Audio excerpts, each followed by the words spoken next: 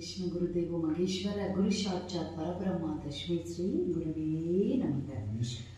குருநாதர் பாபாஜியோட திருவடிகளை வணங்கி இது வந்து லாங் வீடியோ. அதுக்கு முன்னாடி நம்ம யூடியூப் சேனல் இருக்கக்கூடிய நல்ல உயிர்களுக்கு சிவைய நம.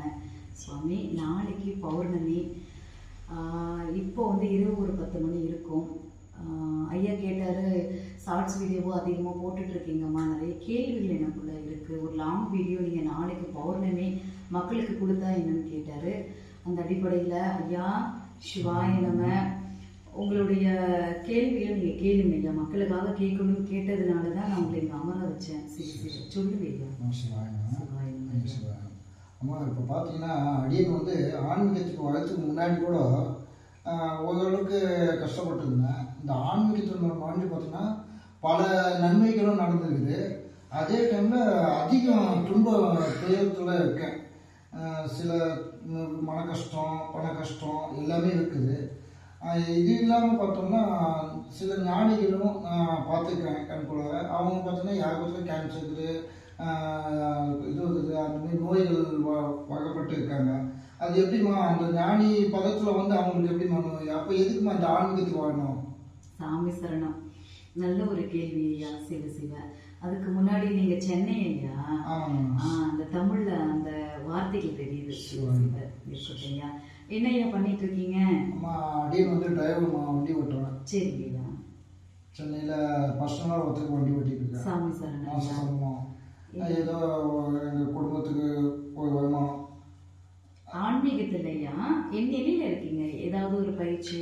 ஆமா, அப்பா பாட்டு சித்தர் ஐயா கிட்ட வந்து கிளாஸ் எடுத்துட்டு 4 கூட்டு வாங்கிட்டு இருக்குமா, பயிற்சி போயிட்டு இருக்குமா. சாமி சரணம் ஐயா. ஆன்மீகத்துல வரதுக்கு முன்னாடியாவது நீங்க நல்லா இருந்திருப்பீங்க, அது உண்மை தானே? ஆமாம்மா. பெரிய பெரிய கஷ்டம் கூட பெருசாவே தெரிஞ்சிருக்காரு. ஆமா சிஸ்டர். ஆன்மீகத்துல அடியெடுத்து வச்சதுக்கு அப்புறம் சின்ன சின்ன விஷயம் கூட மழை போல தெரியும். எப்படி நீங்க வந்து எங்க போனாலும் துன்பம் மட்டுமே உங்களுக்கு பரிசா வந்திருக்கும். இருக்கிறது தொடச்சிட்டு போயிருக்கோம்.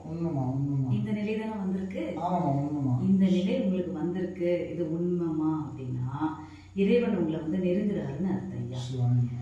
அதாவது உண்மையான ஆன்மீகத்துல பாத்தீங்க, பயணப்படும் போது நம்ம வாழக்கூடிய வாழ்க்கையில இருந்து எல்லாமே மாறி. ஆன்மீகம் அப்படிங்கிறது பந்தம், பாசம், பற்று அறுக்கக்கூடிய ஒரு மார்க்கம். முழுக்க முழுக்க நமக்கு நம்ம ஆன்மா மட்டும்தான் சொந்தம். அதனால இந்த நிலை வந்து உங்களுக்கு நீடிக்குமாமா, இப்படியேதான் நான் இறக்குற முடியும் இருப்பேனான்னு பார்த்தா கிடையவே கிடையாது. இது வந்து முதுமை முடியும் வரக்கூடிய துன்பத்தை இறைவன் ஏதோ நீங்க இறைவனை தினமா பிடிச்சதுனால இன்னும் ஒரு 30 வருஷம் நீங்க பட வேண்டிய துன்பத்தை வெறும் 30 நிமிஷம், ஒரு 300 நாள், 30 நாட்கள், அதாவது 300 மணி நேரங்கள், இப்படி முதல்ல துன்பத்தை கொடுத்து நீங்க வந்து உங்களை வந்து கழிக்க வச்சு அதுக்கப்புறம் படிப்படியா இறைவன் மேலே ஏத்துவாரையா. அதாவது ஆன்மீகத்துல துன்பப்படக்கூடிய அடியார்களை பார்த்திருப்பீங்க. அவங்க துன்பத்திற்கு அப்புறம் எப்படி வந்து இருக்காங்கன்னு போய் பார்த்திருக்கீங்களா? ஆமா வீரையா. சாமி சரணம். நீங்க இப்ப துன்பத்துல இருந்து மீண்டு இன்பமா வாழும் போதுதான் இறைவனை நம்ம பிடிக்கும் போது நமக்கு ஏன் வந்து மரணம் கலந்த துன்பம் வந்தது, இந்த மரண வேதனையோட துன்பம் வரும், தாங்கிக்க முடியாது. அது ஏன் கொடுத்தாலும் உங்களுக்கு புரிதல் உண்டாகும். இதுதாயா, வேற ஒண்ணு இல்ல. சிவ சிவ. அடுத்து கேட்ட கேள்வி என்ன ஐயா கேட்டீங்க?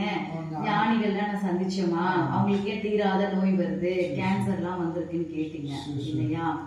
அவங்க ஐயா மனிதர்களை சந்திக்கிறாங்கல்ல, நிறைய மனிதர்களை வந்து ஞானிகள் வந்து அவங்க பார்ப்பாங்க.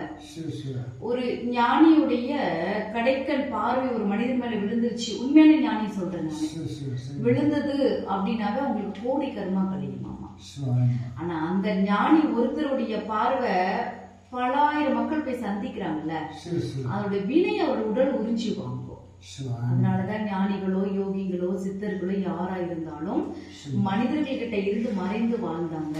தன்னை உணர்ந்து மனித கண்ணுக்கே தெரியாம சூட்சும வடிவம் கொண்டாங்க. சிவ சிவ. ஆனா அப்படி வடிவம் கொண்டு கலியுகத்துல மனித ரூபத்துல வந்தாலும் கூட அவர்களுக்கு இந்த நிலை ஏற்படும்.